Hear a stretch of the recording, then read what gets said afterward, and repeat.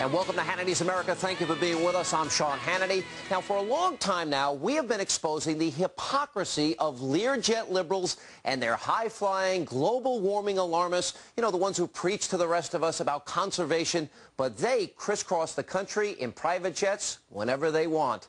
Well, those liberals, they usually deny or make excuses for their behavior.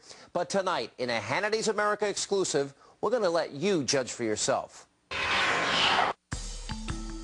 Is it possible that we should prepare against other threats besides terrorists?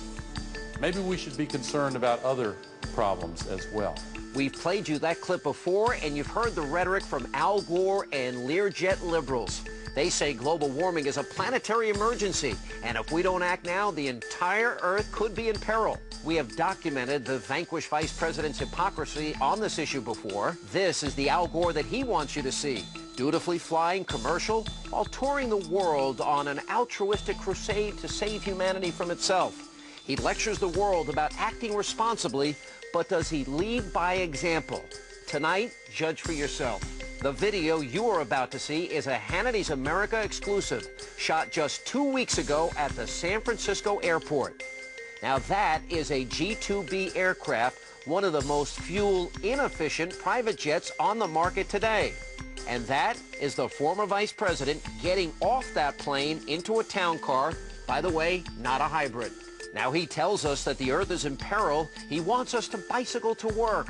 But there he is, flying in style, putting more carbon emissions in the atmosphere than most people will emit in an entire month or even a year. Now how's that for a carbon footprint?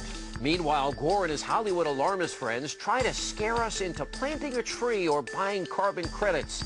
Sheryl Crow says we should use only 1 square of toilet paper, and her pal Lori David, who is also one of Gore's producers, says that the recent flooding in the Midwest is to blame on man-made global warming. Now, earlier this summer, Gore sponsored a series of worldwide concerts called Live Earth. You remember, Robert F. Kennedy Jr. accused people who don't buy the global warming hysteria of treason. So I'm going to tell you this, that the next time you see John Stossel or Glenn Beck or Rush Limbaugh or Sean Hannity, these flat earthers, these corporate toadies lying to you, lying to the American public, and telling you that global warming doesn't exist. You send an email to their advertisers and tell them you're not going to buy their products anymore. But the concerts were only part of it. This is the Global Warming Survival Handbook, published officially in conjunction with Gore's concerts. This is what Al Gore and his merry band of Learjet liberals want you to do to support their cause. The book contains a list of, quote, 77 essential skills to stop climate change or live through it. On the list of many things they want you to do is number 14, green your home. Now they suggest installing a composting toilet and air drying your laundry instead of using a dryer. We can only assume that they don't support having a zinc mine on your property. Number 35 instructs you to ride a bike, saying that if 1 million people replaced a 5-mile car trip once a week with a bike ride, we'd reduce CO2 emissions by 100,000 tons a year. Maybe they could just start with the Democrats on Capitol Hill. We haven't seen them biking to work, have you? The book also suggests taking a bath with someone else and building your new home out of straw. No, I'm not kidding. Remember, this book was published in conjunction with Al Gore's concert series. This is what he wants you to do to save the planet. Live in a straw house and bike to work. But Al Gore isn't biking to work now, is he? As you can see, Al Gore is flying in style. This video was shot on Sunday, August the 26th in San Francisco, California. But the flight originated in Nashville, Tennessee, and from there the vice president, his wife Tipper, who you can also see exiting the plane, flew to Camarillo Airport near Los Angeles, and from there on to San Francisco.